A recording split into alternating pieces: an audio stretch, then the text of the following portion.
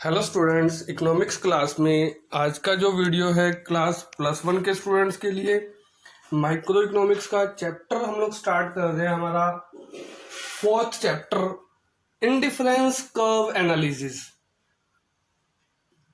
हम लोगों ने हमारे लास्ट के वीडियो में बात की कंज्यूमर इक्विलिब्रियम के लिए। हम लोगों ने दो कंसेप्ट को ध्यान रखा, एक कार्डिनल कंसेप्ट और एक ऑर्डिनल कंसेप्ट। जो हमारा 3rd चैप्टर था वो बेस था utility analysis means cardinal measurement of utility पे।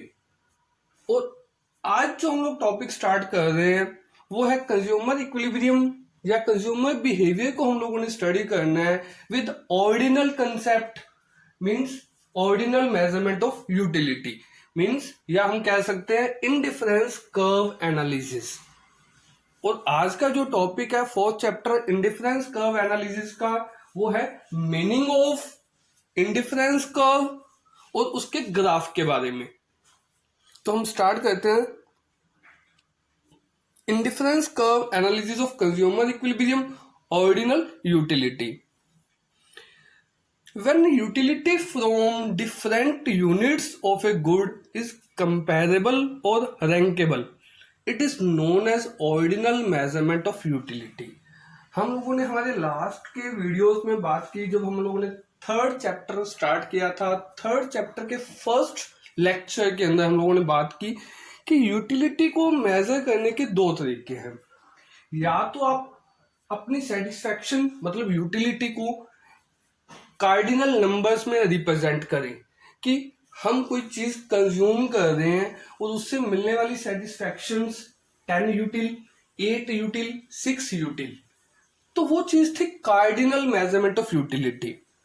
बट जब हम कोई भी चीज कंज्यूम करते हैं गुड्स को, यूनिट्स को, तो अगर उस सेटिस्फैक्शंस को नंबर देने की बजाय हम उसे क्या कर देते हैं, रैंक दे देते हैं या उसे कंपेयर करते हैं कि अगर मान लो हम लोग दो गुड्स यूज कर रहे हैं ए और बी, ए आपको ज्यादा पसंद है तो आप उसको फर्स्ट रैंक दोगे, बी गुड्स आपको ज्यादा पसंद नहीं है तो आप उसे सेकंड रैंक दोगे। तो इस मेजरमेंट को क्या बोला जाता है, ordinal measurement of utility. In this theory utility of different units can not be added और सब्ट्रैक्टेड लाइक कार्डिनल मेजरमेंट। इस मेजरमेंट थ्योरी के अंदर हम लोग कोई भी अपनी सेटिस्फैक्शंस को ऐड या घटा नहीं सकते। मींस हम उसे मेजर नहीं कर रहे कोई नंबर्स में, हम उसे सिर्फ रैंक दे रहे हैं, एक पोजीशन दे रहे हैं कि कौन सी चीज हमें ज्यादा पसंद है, कौन सी चीज हमें कम पसंद है। या तो रैंक देंगे या हम लाइक या dislike, more important, less important के वे में उसे अपनी सेटिस्फैक्शन को रिप्रेजेंट करेंगे। For example, a consumer gets more utility from bundle A then from bundle B, therefore he rank bundle A above bundle B. अगर हमारे पास दो चीजों का ग्रुप है, कॉम्बिनेशन है दो हमारे पास, अगर ए कॉम्बिनेशन से आपको ज्यादा सेटिस्फैक्शन मिल रही है, आपको ज्यादा अच्छा फील हो रहा है, तो आप जो बंडल ए है मतलब group of units of group A, उसे आप पहला रैंक देंगे और जो बी ग्रुप है उसे सेकंड रैंक देंगे। J.R. Hicks has explained consumers' behavior on the basis of ordinal utility theory, famously known as indifference curve approach। हमारी जो लास्ट वीडियो थी कार्डिनल मेजरमेंट ऑफ यूटिलिटी, वो थ्योरी हमें दी थी डॉक्टर मार्शल ने, और जो ऑर्डिनल कंसेप्ट ऑफ मेजरमेंट है वो हमें रिप्रेजेंट किया है J.R. हिक्स ने। तो उन्होंने जो ये थ्योरी कंज्यूमर बिहेवियर की थ्योरी रिप्रेजेंट की है वो है बेस किस पे, ऑर्डिनल यूटिलिटी थ्योरी, जिसे हम लोगों ने नाम दिया है इंडिफरेंस कर्व अप्रोच का। तो सबसे पहले हम बात करते हैं आज meaning of indifference curve. An indifference curve is a graphical representation of an indifference schedule. An indifference schedule shows all those combination of two goods based upon definite income budget which gives exactly the same satisfaction to the consumer।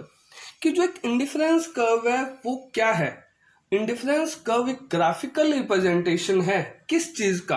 एक indifference schedule का।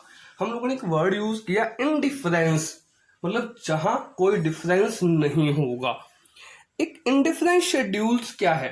एक indifference schedule वो table जो हमें क्या show करती है? Combinations, मतलब किन चीजों का? दो गुड्स का कॉम्बिनेशंस, ऐसे कॉम्बिनेशंस जो हमें क्या देंगे? सेम सेटिस्फैक्शंस देंगे। कहाँ? जो भी पैसा हम उस पर खर्च कर रहे हैं, हमारा जो इनकम बजट है, उससे जो भी चीजें हम लोग खरीद रहे हैं उनके कुछ कॉम्बिनेशंस ऐसे होंगे, उन कॉम्बिनेशंस में से कोई भी कॉम्बिनेशन हम चूज करेंगे वो हमें सेम सेटिस्फैक्शन देने वाला है। An indifference curve is a locus of all such points, each of which represent a combination of two goods and equal satisfaction to the consumer. आप उन सभी कॉम्बिनेशंस को जोड़ के एक क्या बनाएंगे? ग्राफ बनाएंगे। उन ग्राफ्स पे उन सभी पॉइंट्स को जोड़ने पे एक कर्व रिप्रेजेंट होगी। वो कर्व क्या कहलाएगी? इंडिफरेंस कर्व कहलाएगी। उस इंडिफरेंस कर्व के ऊपर जितने भी पॉइंट्स होंगे, मतलब कॉम्बिनेशंस के जो पॉइंट्स होंगे, वो कंज्यूमर को क्या देंगे? सेम सेटिस्फैक्शन का लेवल प्रोवाइड करवाएंगे। तो एक इंडिफरेंस कर्व एक ऐसी कर्व होती है जो कॉम्बिनेशंस, गुड्स के कॉम्बिनेशंस के पॉइंटों को मिलके बनती है, और जो कर्व हमें क्या करती है? सेम सेटिस्फैक्शन प्रोवाइड करवाती है। तो हम बात कर रहे हैं इंडिफरेंस कर्व के बारे में। A single indifference curve shows the different combinations of good X and good Y that yield equal satisfaction to the consumer on all the points. एक सिंगल इंडिफरेंस कर्व क्या शो करती है? Good X और good Y के उन combinations को जो consumer को सभी पॉइंटों में सेम सेटिस्फैक्शन देने वाली है। We can explain it with the help of an example and diagram. Let us suppose that a consumer wants to spend ₹50 upon commodities X and Y. एक कंज्यूमर है जो उसके पास पैसे वो है ₹50। उस ₹50 से वो क्या चाहता है? दो चीजें खरीदना चाहता है, गुड एक्स और good Y. He is indifferent between the flowing combination shown through indifference schedule. वो उस ₹50 से गुड एक्स और गुड वाई के काफी सारे कॉम्बिनेशंस बना रहे हैं, जिससे खरीदकर वो क्या कर सकता है? सेम सेटिस्फैक्शन ले सकता है। तो हम बात करते हैं इंडिफरेंस शेड्यूल की। वो कॉम्बिनेशंस क्या हैं? हम लोग देख रहे हैं कि इंडिफरेंस शेड्यूल्स के अंदर कॉम्बिनेशंस बनाए गए हैं ए, बी, सी, डी और ई। तो पहला कॉम्बिनेशन ए, जिसमें हम बात कर रहे हैं यूनिट्स ऑफ गुड एक्स की और यूनिट ऑफ गुड वाई की। अगर पहले कॉम्बिनेशन में बात हो रही है कि अगर एक गुड किसकी? एक्स की खरीदी जाती है और 15 यूनिट्स मतलब 15 गुड्स खरीदी जाती हैं वाई की, तो पहला कॉम्बिनेशन 1 + 15। अगर आप ऐसा नहीं चाहते, आप चाहते हैं कि गुड एक्स ज्यादा खरीदी जाए, तो आप गुड एक्स का कॉम्बिनेशन, गुड एक्स को बढ़ा लीजिए। तो एक कॉम्बिनेशन बनाया गया बी कि हम लोगों ने गुड एक्स के 1 यूनिट से गुड्स बना ली, 2 खरीदने के लिए विचार बना लिया। तो हमें जैसे ही गुड एक्स के ज्यादा यूनिट खरीदेंगे तो हमें क्या करना होगा? हमें गुड वाई के कुछ यूनिट्स को क्या करना होगा? लीव आउट करना होगा, छोड़ना होगा। तो हम लोगों ने कॉम्बिनेशन बनाया 2 + 11 का। सी, अगर आप गुड एक्स के यूनिट्स और बढ़ाना चाहते हैं, 3 यूनिट्स करना चाहते हैं, तो आपको वाई के गुड्स के कुछ यूनिट्स फिर क्या करने होंगे? सेक्रीफाइस करने होंगे। हम लोगों ने कॉम्बिनेशन बनाया 3 और 8 का। इसी तरह डी और ई पे हम लोगों ने जैसे गुड एक्स के यूनिट्स बढ़ाए 4 to 5, तो हमें वैसे ही गुड वाई के कुछ यूनिट्स को क्या करना होगा? सेक्रीफाइस किया 6 to 5। तो हमारे पास यहाँ कॉम्बिनेशन बने 1 + 15 या 2 + 11, 3+8, 4+6, 5+5।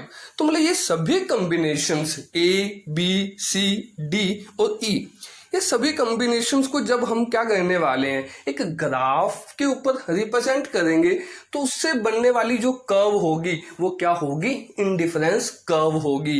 वो इंडिफरेंस कर्व के सभी कॉम्बिनेशंस के पॉइंट मतलब A, B, C, D, E क्या देंगे, हमें सेम सेटिस्फैक्शंस देंगे, क्योंकि हम लोगों ने गुड एक्स के यूनिट्स को बढ़ाने के लिए गुड वाई के यूनिट्स को छोड़ दिया।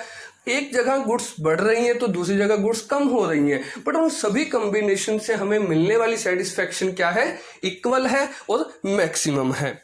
इन the table the consumer is shown to be indifferent between 5 combination of good x and good y. For him, 1x plus 15y gives the same utility as 2x plus 11y or 3x plus 8y और 4x plus 6y और 5x plus 5y। तो हम लोगों ने बात की कि A, B, C, D, E ये सभी कॉम्बिनेशंस ऐसे हैं जो गुड x और गुड y को दोनों को खरीद रहे हैं हम लोग, और उनसे मिलने वाली सेटिस्फैक्शन भी हमारी क्या है, सेम है। तो हम लोग ग्राफ में देख रहे हैं कि पहला जो कॉम्बिनेशन ए पॉइंट है वो रिप्रेजेंट कर रहा है 1 कमोडिटी ऑफ गुड एक्स और 15 गुड्स ऑफ वाई। जैसे ही हम लोग 1 to 2, 2 से 3, 3 से 4, 4 से 5 एक्स के कमोडिटीज बढ़ा रहे हैं, वैसे वैसे वाई कमोडिटी की जो गुड्स हैं उन्हें क्या किया जा रहा है, 15 से 11, 8, 6, 4 कम किया जा रहा है। इससे जो पॉइंट्स बने A, B, C, D, E, अगर इन सबको जोड़ा गया तो एक कर्व बनी IC, indifference curve. When these combinations are represented graphically and joined together, we got an indifference curve shown as IC, indifference curve. Every point on it yields equal satisfaction to the consumer. It is therefore indifference curve is also known as iso utility curve और equal utility curve। तो हम लोगों ने बात की कि indifference curve क्या होती है। इंडिफरेंस कर्व दो गुड्स गुड एक्स और गुड वाई के उन कॉम्बिनेशन से बनने वाली ग्राफिकल रिप्रेजेंटेशन है जो एक कंज्यूमर को उसके द्वारा खर्च किए गए पैसों से मिलने वाली सेम सेटिस्फैक्शन प्रोवाइड करवाती है। तो हम लोगों ने यहाँ बात की मीनिंग ऑफ इंडिफरेंस कर्व क्या है और उसका ग्राफ या उसकी शेड्यूल कैसे बनती है। तो हमारा यहाँ चैप्टर स्टार्ट हुआ था 4th इंडिफरेंस कर्व एनालिसिस, और उसका जो एक टॉपिक हम लोगों ने यहाँ डिस्कस किया कि meaning of indifference curve and graphical representation of indifference curve, वो कंप्लीट होता है यहाँ। और नेक्स्ट वीडियो में हम लोग मिलेंगे नेक्स्ट टॉपिक के साथ इंडिफरेंस कर्व एनालिसिस का अगला पार्ट लेके।